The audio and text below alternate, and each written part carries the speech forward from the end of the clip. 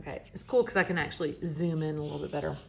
So this is my sphere. So what I do, and I'm going to show you guys a video that I found online. She does a really good job too, because I think it's important to get your information from different sources.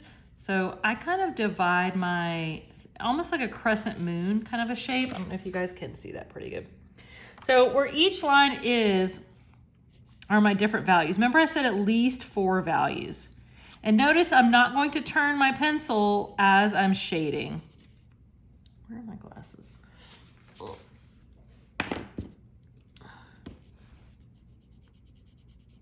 So my pencil's gonna get kind of worn down and get that nice little broad mark. I also will turn the paper in my hand. Turn the paper on my table rather than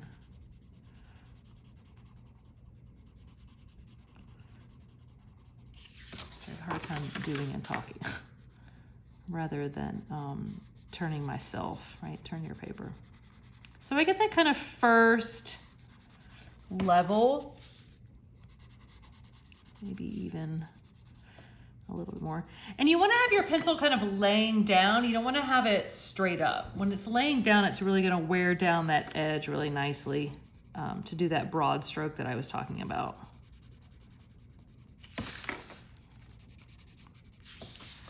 All right, so now I've gotten to that first little line that I marked. So now I'm going to get a little bit lighter.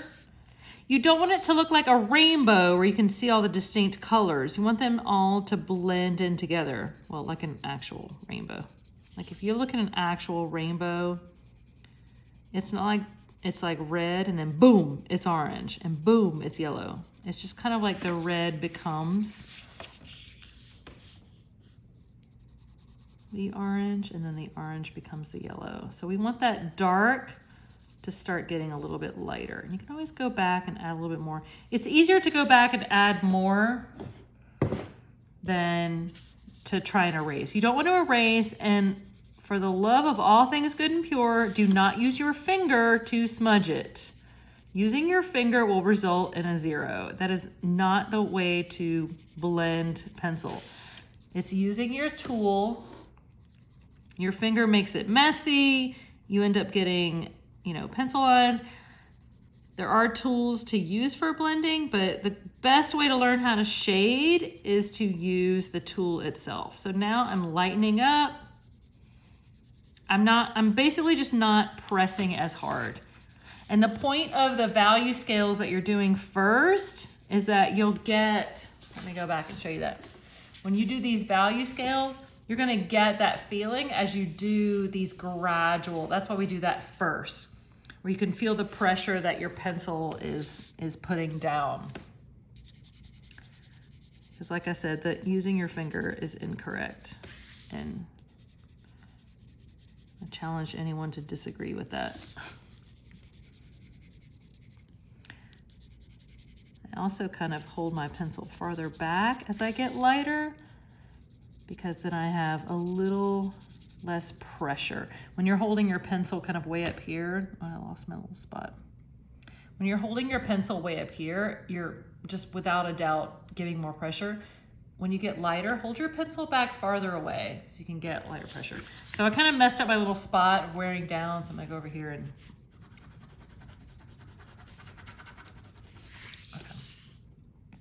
to wear down that edge again.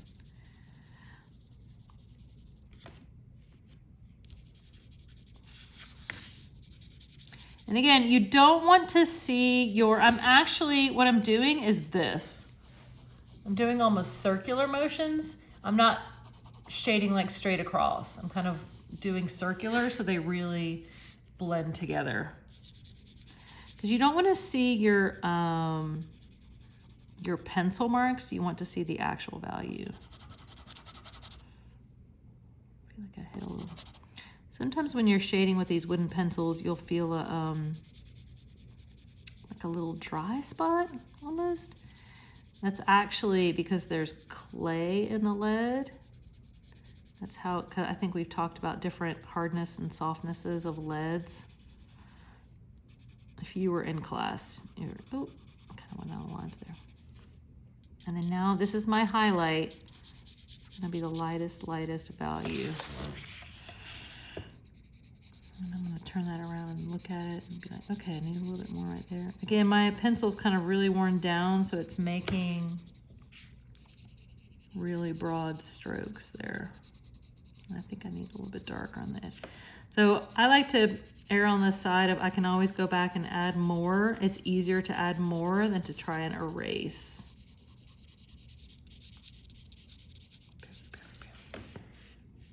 Oh, it looks pretty good. I need a little bit better highlight on that one. And I went outside the lines.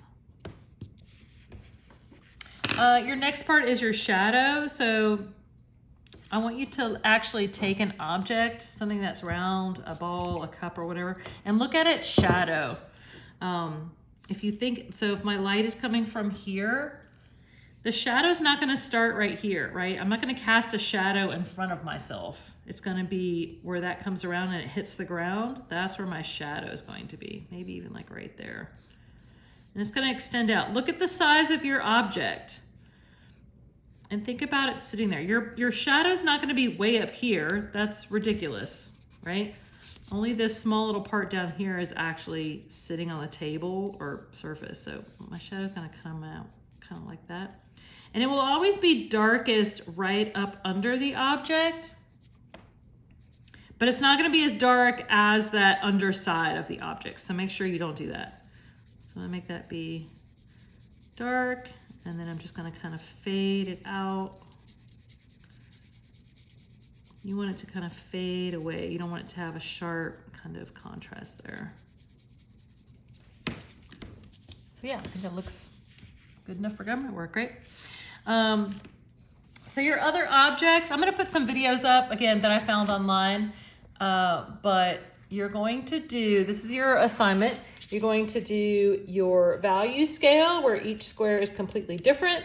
Then you're going to do a value scale where it's a very smooth transition. You want to do this before you do your objects because you really want to learn that smooth transition where the value changes. This is a round object, right? So it's not going to have hard lines.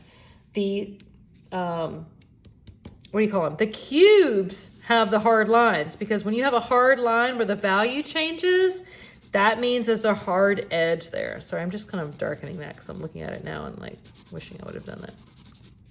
A little darker. So when you have a hard edge, then a hard transition from a dark to a lighter value, that denotes a hard edge. So you want to keep it soft where you're working with these objects that are rounds.